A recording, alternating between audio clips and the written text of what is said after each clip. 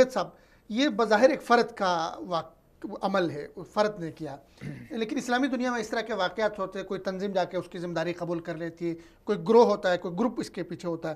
تو اس واقعے کو جو نیوزی لینڈ کا اسپیشلی اس کے واقعے کے پیچھے صرف فرد کا ایک وہ ذاتی عمل تھا یا اس کے پیچھے کوئی گروپ ہو سکتا ہے، منظم گروپ عیسائیوں کا؟ کیونکہ اس واقعے کے بعد لندن میں ایک ہتھوڑا گروپ سامنے آیا ہے، انہوں نے مسلمانوں کو آ کے جو ہراساں کرنا شروع کیا، زد و کوب کرنا شروع کر دیا، حجاب دیکھ کے آوازیں کسی. تو یہ گروپ ہو سکتا ہے یا ویسے فرد واحد کا عمل ہو سکتا ہے؟ اس کو کس نے دیکھا؟ بسم اللہ الرحمن الرحیم. یہ جو واقعہ ابھی ثانیہ ہوا ہے، سب سے پہلے تو یہ اس کی جتنی مذمت کی جائے اتنی کم ہے. ہر ایک مسلمان، بلکہ ہر وہ ایک انسان جس کے دل کے جو ایک فطرت سلیم رکھتا ہے، قلب سلیم کا مالک ہے، اس کا دل خون کے آنسور ہوتا ہے. دیکھیں اس واقعے کو مختلف، اگر آپ انٹرنیشنل سینیریوز دیکھیں، انٹرنیشنل میڈیا دیکھیں، تو وہ اس کو مختلف نظر سے دیکھ رہا ہے. جو اوور آل وہاں کا، اگر آپ جو وہاں کا انٹرنل میڈیا ہے اس کی بات کریں، ڈیفینیٹلی وہ یہی کہہ رہے ہیں کہ یہ ایک ٹیررسٹ اٹیک ہے. لیکن اس کے ساتھ ساتھ اگر آپ جو آسٹریلیا اور نیوزی لینڈ کے جو اپنے ان کے ذاتی تعلقات ہیں، ان کی بھی اگر آپ تاریخ دیکھیں تو وہ آپ سمجھ لیں کہ جس طرح پاک بھارت تعلقات ہیں، اس طرح آسٹریلیا اور نیوزی لینڈ کے بھی تعلقات ہیں. تو کچھ لوگ اس کو وہ رنگ دینے کی کوشش کر رہے ہیں.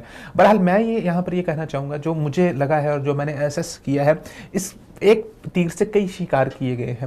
میں بھی ہو سکتا ہے کہ اس میں آسٹریلیا اور نیوزی لینڈ کے تعلقات کا بھی پہلو ہو، لیکن اس کے ساتھ ساتھ یہ جو بندہ ہے جس نے یہ سارا واقعہ کیا ہے، اس کا نام بریٹن ہے، اور وہ باقاعدہ طور پہ ایک مسیحی گروہ کا جو مسلمانوں کے خلاف کام کر رہا ہے اس کا باقاعدہ طور پہ حصہ ہے. اور جو اس نے 87 پیجز کا اپنا مینیفیسٹو اس نے جو اس سے پہلے ٹویٹر پہ ٹویٹ کیا ہے، اس سے یہ سارے شبہات ختم ہو جاتے ہیں کہ یہ کیا ہو سکتا ہے کہ یہ اس کی طرف سے، آسٹریلیا کی طرف سے کیا گیا ہو، یا وہ بندہ پاگل ہو. اس نے باقاعدہ طور پہ یہ لکھا ہے کہ وہ جو اینٹی اسلام اور مسلمانوں کے خلاف، اور یہ جو امیگریشن ہو رہی ہے دیگر خاص طور پہ نسل پرستی کے اوپر، اس کے اوپر اس نے اس وجہ سے یہ وہ باقاعدہ پورا واقعہ کرا ہے، اور باقاعدہ پھر اس نے اس کی لائیو کوریج کی ہے.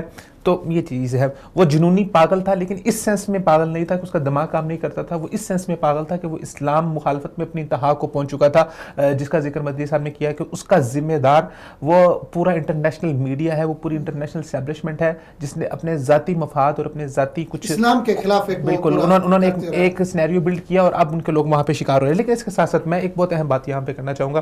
اگر آپ چیزوں کو جوڑنا شروع کریں، اور جو موجودہ حالات بن رہے ہیں، خاص طور پر اگر ہم اپنے خطے کی بات کریں، تو یہاں پر ایک امن بننے جا رہا ہے. یہاں پر آپ کو پتہ ہے کہ چائنا آ رہا ہے، اس کے بعد افغان جنگ کی اگر آپ صورتحال دیکھیں تو وہاں پر جنگ ختم ہو رہی ہے، جنگ بندی ہو رہی ہے. انٹرنیشنل اسٹیبلشمنٹ کا ہمیشہ سے یہ وتیرہ رہا ہے کہ ان کی کوشش ہوتی ہے کہ دنیا کا کوئی نہ کوئی خطہ جو ہے وہ جنگ کے اندر مبتلا رہے، کیونکہ ان کے اس پورے جنگ میں رہنے کی وجہ سے ان کے بہت زیادہ منافع ہوتے ہیں. وہ اپنا اسلحہ بیچتے ہیں، اور ان کے بہت زیادہ مقاصد ہوتے ہیں. وہ اپنی اسٹاک مارکیٹ کے ساتھ جو ہے وہ بہت کھلواڑ کر سکتے ہیں. تو ان کے خاص ایک مقاصد ہوتے ہیں. میں انٹرنیشنل اسٹیبلشمنٹ کی بات کر رہا ہوں. تو اب جب یہ جنگ ختم ہو رہی تھی، جب اب لوگ رواداری کی طرف آ رہے تھے، اب لوگ اکانومی کی طرف آ رہے ہیں، اب لوگ ترقی کی طرف جا رہے ہیں، اور یہ جو بسیدہ نعرہ تھا پرانا ہو گیا کہ مسلمان دہشت گرد ہے، یہ سب کچھ ختم ہو رہی تھی، اور جو کشمکش تھی مسلمانوں کی دیگر مذاہب کے ساتھ وہ ختم ہو رہی تھی. تو مجھے لگتا ہے کہ جو انٹرنیشنل اسٹیبلشمنٹ ہے وہ اس کے پیچھے ہو سکتی ہے، تاکہ اس جنگ کو دوبارہ سے ہوا دیا جا سکے. جو امن ہونے جا رہا ہے دنیا میں وہ امن نہ ہو سکے. اور اس کے کچھ اشارات ہیں. یہ میں ایسے کوئی محض تکے پہ بات نہیں کر رہا، یا محض اپنے ذہن سے بات نہیں کر رہا. اگر آپ دیکھتے ہیں کہ باقاعدہ طور پہ اس نے اس ویڈیو کو باقاعدہ لائیو کیا. لائیو کرنا کوئی آسان کام نہیں ہے، اور اس کے ساتھ ساتھ پھر لائیو کے دوران اس نے ایسے اشارہ دیا. اگر آپ اس کی بندوق کی بات کرتے ہیں تو اس نے اپنی بندوق کے اوپر جو ہے وہ 732 لکھا ہوا تھا. اب 732 جو ہے یہ مارکہ بلات الشہداء ہے. بلات الشہداء یہ فرانس کے اندر جو بنو امیہ کی حکومت تھی، وہ فرانس کے درمیان جنگ ہوئی تھی جس میں مسلمانوں کو شکست ہوئی تھی. پھر اس کے بعد اس نے اور سبستینیو کا نام لکھا ہوا تھا. یہ ایک اٹالوی جنرل تھا، کمانڈر تھا، جس نے مسلمانوں کے خلاف جنگ لڑی تھی، مسلمانوں کو اس نے شکست دی تھی.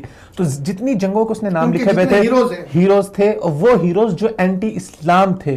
وہ پھر اس کے بعد آپ دیکھیں کہ فوری واقعے کے فوری بعد اس نے جیسے نا باقاعدہ تصویریں لی گئی ہیں گنز کی، اور اس طرح سے تصویریں لی گئی ہیں جس میں سب کچھ واضح طور پہ پڑھا جا رہا ہے، اور فوری طور پہ وہ پوری دنیا میں پبلش ہو گئی ہیں وہ تصاویر، اور پوری دنیا میں وائرل ہو گئی ہیں.